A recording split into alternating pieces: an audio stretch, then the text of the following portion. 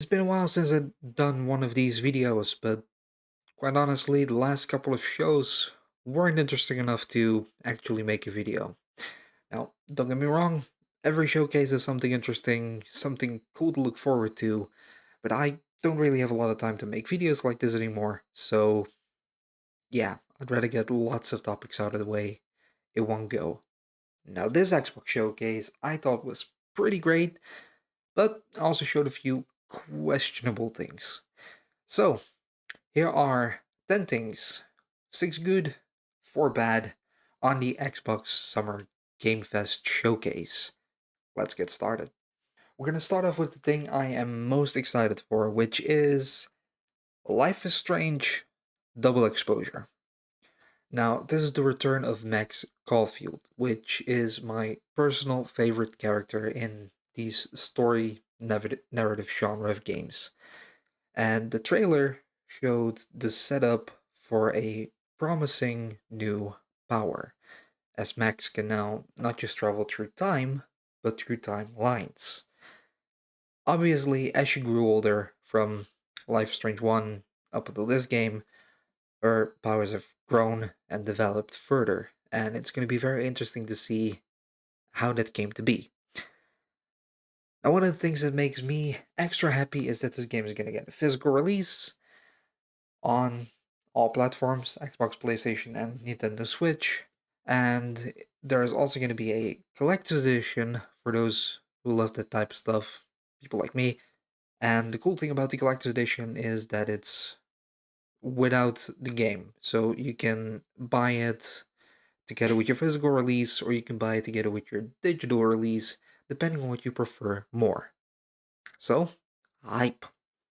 The second game I want to tackle is Doom, The Dark Ages. Now, this is a Doom that does not take place in Hell, at least not fully. Instead, there's going to be more of a, well, the title says it, a dark age on Earth. Now, the game looks vast and the game looks vicious. And like you can expect from Doom, it seems like a very good and solid FPS campaign to go through. So, yeah, Doom. It's Doom. Doom is epic. What more do you need to say? Speaking of Doom on Earth, we have Gears of War E-Day, which takes us to the start of the human and scrub war in the Gears of War universe. Now, with this, Gears goes back to its roots, with a new adventure with a young Marcus and Dom, and, considering Gears 1 kicks off with Marcus in prison, and Dom need to get him out of that prison. I know those are spoilers, but then again, the game is very old, so sorry.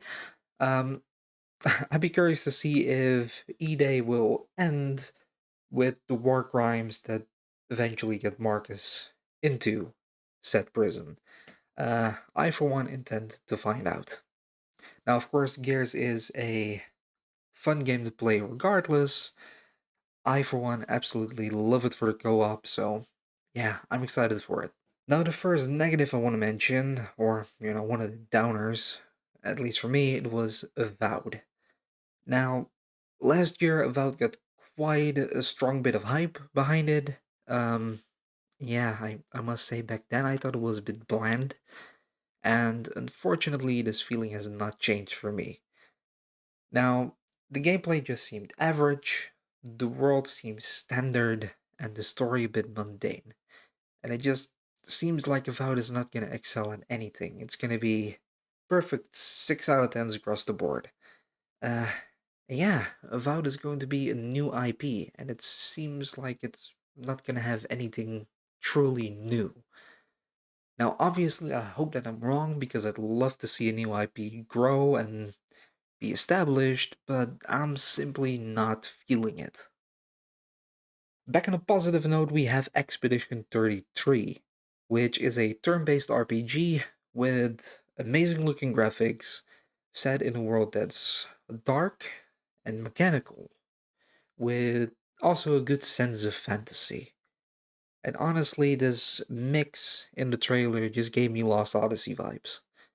Now, if Expedition 33 story is just as good as Lost Odyssey's, then we'll have one hell of a game. So definitely keep my eyes open on this one. South of Midnight, on the other hand, looked quite rough. Now, this game releases next year, and I hope they'll have plenty of time to get rid of all the wonky animations. The trailer just looked weird and out of place. The dialogue didn't really seem to hit, and the lip movements were off. The limbs during walking seemed off. The gameplay was a bit stuttery.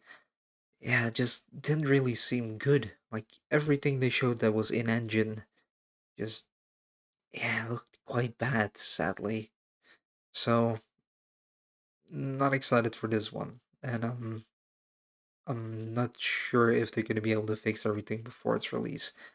Quite honestly, with South of Midnight, I just hope it gets delayed because I think it's going to need a lot of work. But yeah, we'll see. Now, the next game only showed a cinematic trailer. So yeah, I am going to call it a positive, which might be lame, but hey, it's my video. Sorry. But I love this franchise, and I'm talking about State of Decay 3. Seeing it again just made me happy. One of the things that I wish is that the cars in State of Decay 3 are going to drive just as smoothly as they did in the trailer. And other than that, I just want more State of Decay 2. And if they deliver that, I'm a happy guy. So yeah, a bit cheap for a cinematic trailer, but this is one of the positive things about the show. And yeah, sorry, I guess. The Indiana Jones game, however, did show gameplay, and wasn't for the better. The melee and the shooting mechanics just seemed a bit slow and limited. The traversing through levels just seemed still and simple, and not what you expect from an Indiana Jones game. You expect to see fluent action, nice set pieces, and yeah, the trailers are just not showing this. And for me, all the hype for what could have been has just kind of died. Now, thankfully, the showcase had more than just Wolfenstein: The Great Circle. But yeah, one of the things I do want to say, Machine Games is very good at making FPS games, and yeah, Wolfenstein is always just this epic bit of set pieces with great gunplay. And with the Indiana Jones game, it seems just like Wolfenstein, especially since you are fighting Nazis, but it's just all a bit dumbed down. And that's a shame. So yeah, hopefully I'm wrong, but I'm I'm not excited for it. The excitement kind of dropped at the last trailer, and it dropped again with this. So yeah. The next topic is Starfield Shattered Space DLC.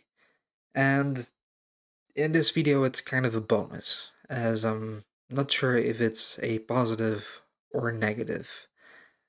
Now, this story DLC is about House Varun, a faction with a lot of intrigue, a faction that is mystique, and there's quite a lot to learn about them in the Starfield universe.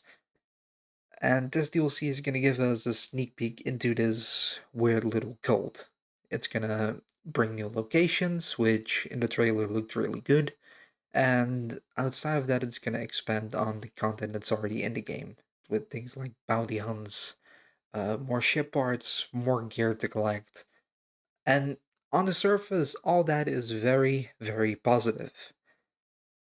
But the main issue with Starfield, at least according to me, when you compare it to the likes of Fallout and Elder Scrolls, is that it's being too vast for its own good.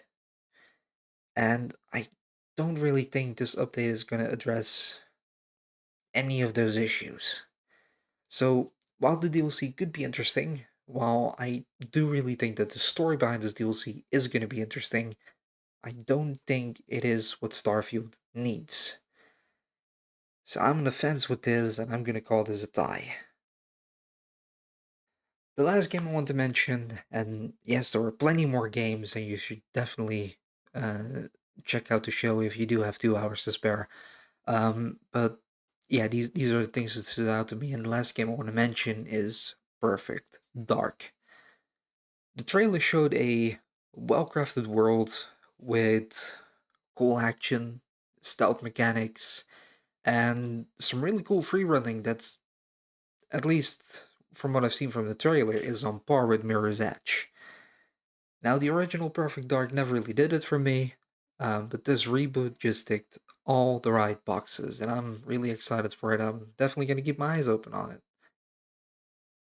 So, yeah, these were 10 games from the Xbox showcase, but I promised 6 positive outlooks and 4 negative ones, and Starfield to me was a tie. So, what is the fourth negative? It's not a specific game, but more something throughout the entire show. Now, we saw a lot of cool games, we saw a lot of good games, and things to look forward to. However, the majority of things were for next year, quite well into the future, with nothing more known other than it's going to release in 2025, and that's just a bit of a shame. You don't really have any timetables for any of the things that you've seen, and we've seen it in the past from Xbox specifically, um, where a lot of games are just announced and you don't know when to expect them. And then suddenly, the final few months, they slowly gonna try to make you care about those games again after not talking about it for ages. And then in 2 weeks, they try to get everyone on board with it. It's just a bit of a shame. And I am aware this is not an Xbox only issue, it's happening across the board with all kinds of showcases. Um, but yeah, Xbox has been doing it for a couple of years now, and it's just a bit annoying. So I did want to mention it as one of the negative points from this showcase. Would have really liked to see a little bit more than just coming in 2025. But yeah, hey, that's just the way things work now. Overall, I think the show was great. Among the titles that I didn't mention are a lot of promising titles, titles that I know other people are going to be hyped about, but they're just not really for me. Um, and yeah, there's just not enough to talk about all of the games. Like some of them showed quite some interesting things, but that's kind of it. So yeah, there was definitely more to the showcase, but these were just 10 things that stood out to me. Now, more importantly, I want to know what you thought of the Xbox showcase. What games are you looking forward to? And is there anything from the other showcases that you're looking forward to? I would love to know, so be sure to let me know down in the comments. I'd love to read them. And while you're down there, make sure you like, and if you haven't already, subscribe to the channel. Thank you for watching. Until next time.